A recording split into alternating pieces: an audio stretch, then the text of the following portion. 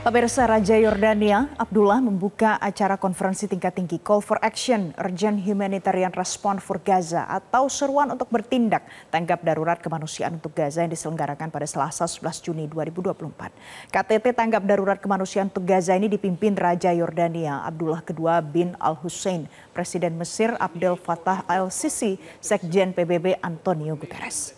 Dalam pidatonya, Abdullah mengatakan bantuan harus segera mengalir ke Gaza.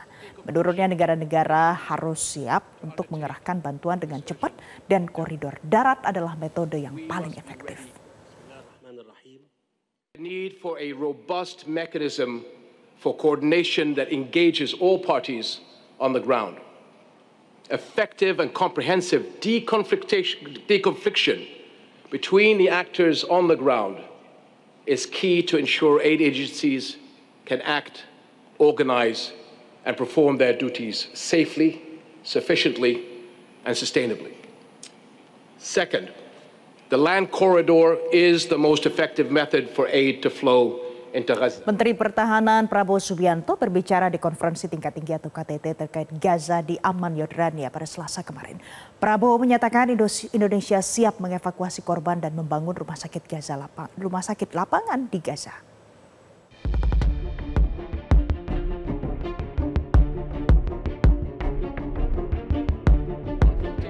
Menteri Pertahanan Prabowo Subianto mewakili Presiden Joko Widodo pada acara konferensi tingkat tinggi atau KTT seruan untuk bertindak tanggap darurat kemanusiaan untuk Gaza yang diselenggarakan pada Selasa 11 Juni 2024 di Yordania. Dalam pertemuan itu Prabowo menegaskan komitmen Indonesia untuk berkontribusi membantu warga Gaza di Palestina. Prabowo pun menyebut Indonesia bersedia mengevakuasi 1.000 pasien, yaitu para korban perang dan mengobati mereka di Indonesia, serta bersedia mengevakuasi anak-anak terutama mereka yang kehilangan orang tuanya dari Gaza ke Indonesia. Government of Indonesia and the people of Indonesia express once again the strongest support for an independent and sovereign Palestine as the real solution to this conflict in Palestine and in Gaza. We look with the world today with horror, dismay and astonishment at the fact that nations that consider themselves modern and civilized can perpetrate flagrant violations of international humanitarian law. The targeting of civilians and civilian infrastructure is in direct violation of the laws of modern warfare. We call on both sides to respect the laws of warfare.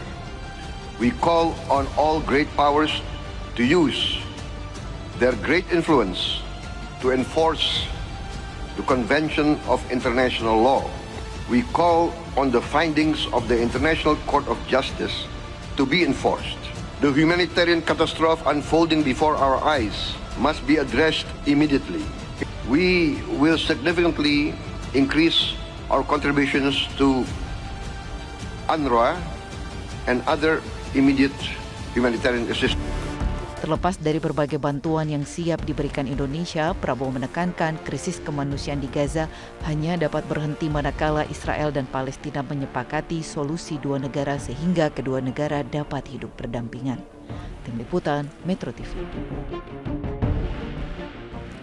Pemirsa, kita akan bahas selengkapnya seputar upaya yang akan dilakukan Indonesia atas konflik Israel-Palestina bersama pengamat hubungan internasional ada Dina Sulaiman. Ibu Dina, selamat pagi. Ibu Dina, selamat pagi. Oh iya, selamat pagi Mbak Valen. Bu Dina, kalau kita lihat Prabowo menyatakan siap mengevakuasi dan mengobati para korban dibawa dari Gaza ke Indonesia. Menurut Anda apakah ini possible untuk dilakukan sebagai tindakan konkret nyata? Ya, kalau saat ini tentu tidak memungkinkan ya, karena pertempuran masih berlangsung. Israel masih terus melanjutkan aksi genosidanya di Gaza.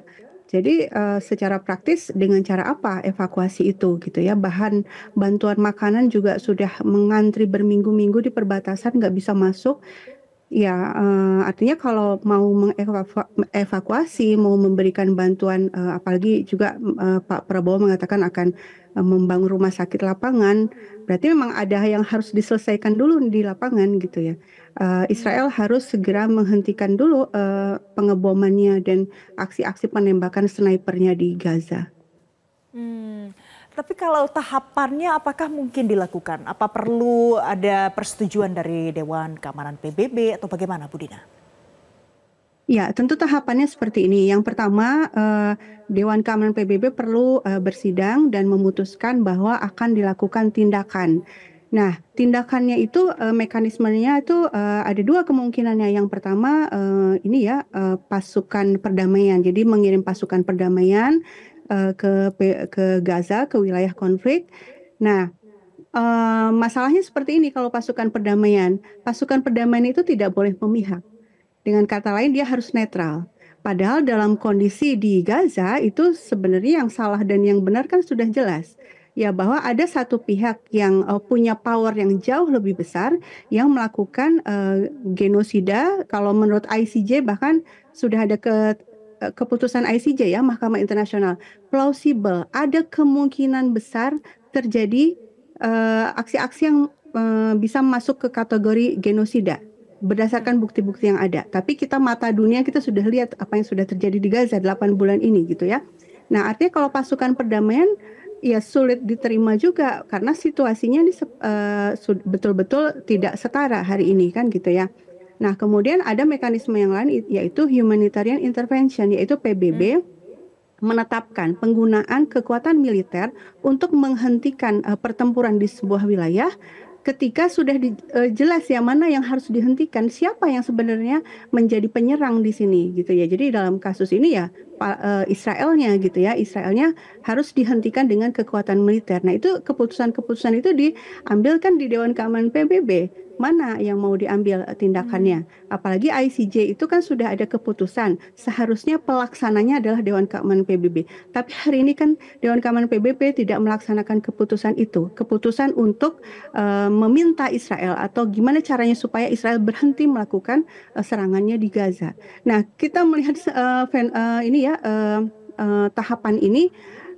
Kalau saya ya akhirnya mempertanyakan kapan ini, dengan cara apa Indonesia bisa melaksanakan apa yang ingin dilakukannya. Jadi itu niat baik, tentu kita sangat dukung kalau pemerintah punya niat yang sangat baik seperti yang sudah disampaikan oleh Pak Prabowo juga oleh Ibu Menlu misalnya. Tapi secara realistis saya mempertanyakan ininya tahapannya. Sebenarnya yang paling realistis menurut saya ya yang humanitarian intervention itu ya. Baik, jadi ada banyak resolusi yang diveto, kemudian gagal, tidak diakui, tidak diterima. Menurut Ibu Dina, bagaimana Anda menilai apa niatan baik yang ada di dalam KTT kemarin dilakukan ini bisa berdampak nanti untuk Israel dan juga Palestina? Yang pertama, KTT ini tentu jauh lebih baik daripada tidak melakukan apa-apa. Artinya dunia, negara-negara yang memang diharapkan mampu berperan itu menunjukkan perhatiannya gitu ya, mau berkumpul para pemimpin negara-negara yang terlibat ya. Mesir itu kan penting sekali posisinya dalam situasi ini ya. Perbatasan Rafah itu supaya bantuan masuk itu kan bergantung dari Mesir juga sebenarnya, dan tapi Mesirnya tuh bekerja sama dengan Israel mau buka tutup pintunya gitu kan. Kemudian Jordania itu juga sebenarnya bisa menjadi pintu masuk untuk bantuan kemanusiaan ke Palestina. Nah, sebenarnya dua pihak ini, Jordania dan Mesir ini kekuatan yang sangat penting yang seharusnya mampu berperan jauh lebih besar dari sekarang. Kemudian Indonesia, kita juga negara yang sangat konsisten mendukung Palestina, kemudian juga PBB. Nah, ini ketika berkumpul dan ketika sama-sama menyuarakan gencatan senjata permanen, sama-sama menyuarakan agar serangan dihentikan, tentu ini sangat positif dan mudah-mudahan didengar oleh Israel gitu. Baik. Tapi Bu Dina, kalau kita melihat di internal Indonesia dan melangkah satu langkah lebih maju lagi ya. Kalau kemarin Prabowo mewakili Presiden Joko Widodo, nanti pada saat sudah resmi menjabat sebagai presiden, menurut Anda apa langkah diplomasi yang paling pas dilakukan oleh Prabowo Subianto supaya ada dampak untuk Israel dan Palestina ini terhadap konfliknya? Kalau menurut saya pribadi ya yang namanya seruan, lalu juga resolusi, kemudian juga keputusan dari ICJ itu kan sudah sangat banyak, artinya sudah berulang-ulang dilakukan gitu ya. Artinya tuntutan-tuntutan verbal itu sudah berulang-ulang dilakukan, tapi tidak dihiraukan oleh Israel sebagai negara yang punya power terbesar dalam situasi ini. Dia yang harus menghentikan. Nah, sekarang artinya tindakan Indonesia harus fokusnya di sana. Gimana caranya supaya Israel menghentikan serangannya? Israel bisa terus melanjutkan serangannya kan karena ada suplai senjata dari Amerika Serikat ya. 80% persenjataan Israel, bomnya, pesawat tempurnya dan lain-lain itu dari Amerika Serikat. Artinya pendekatan yang penting dilakukan oleh Indonesia adalah bicara kepada Amerika Serikat. Ya, menekan dengan apa yang power yang kita punya gitu ya. Kalau itu kan untuk bagaimana supaya menghentikan Israel dan Palestina ini ya konfliknya. Tapi kalau kita lihat bagaimana nanti dampaknya, apa diplomasi yang harus dilakukan Prabowo supaya bisa menjaga posisi Indonesia, menjaga hubungan Indonesia dengan negara-negara lain, apalagi menjaga hubungan Indonesia dengan Amerika Serikat. Pada akhirnya seperti ini Mbak, kita perlu kembali kepada nilai yang kita tempuh gitu ya, nilai yang kita miliki sebagai bangsa Indonesia.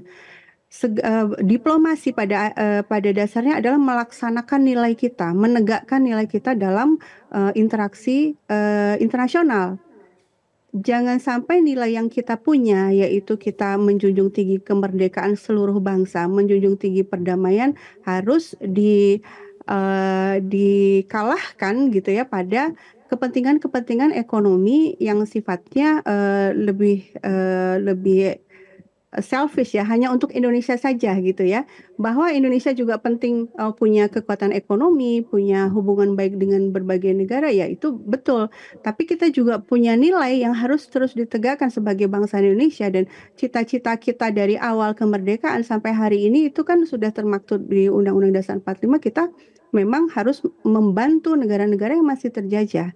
Jadi saya pikir Pak Prabowo, saya pikir ya perlu menyeimbangkan dua ini ya. Memang betul menjaga hubungan baik itu penting, tapi ini masalah nyawa gitu ya, masalah situasi yang betul-betul tidak bisa diterima lagi oleh manusia yang punya nurani. Dan Pak Prabowo juga sudah mengatakan bahwa kebijakan Indonesia itu adalah kemerdekaan Palestina. Ya, ketika kita mengakui bahwa Palestina itu harus merdeka, berarti kita mengakui bahwa saat ini Palestina masih terjajah, dan mengakui bahwa Palestina itu harus dibantu sampai merdeka. Berarti bantuannya juga perlu serius gitu ya, dan perlu sesuatu yang berdampak, tidak sebatas seruan-seruan atau ajakan-ajakan yang sifatnya normatif gitu. Baik, jadi harus ada bantuan yang benar-benar berdampak, tidak hanya seruan dan juga yang bersifat normatif. Terima kasih Bu Dina Sulaiman, pengamat Timur Tengah, sudah bergabung bersama kami di Selamat Pagi Indonesia. Pemirsa, nanti usai jeda Selamat Pagi Indonesia masih akan kembali untuk Anda dengan ulasan lainnya. Tetaplah bersama kami. Jelajahi cara baru mendapatkan informasi. Download Metro TV Extend sekarang.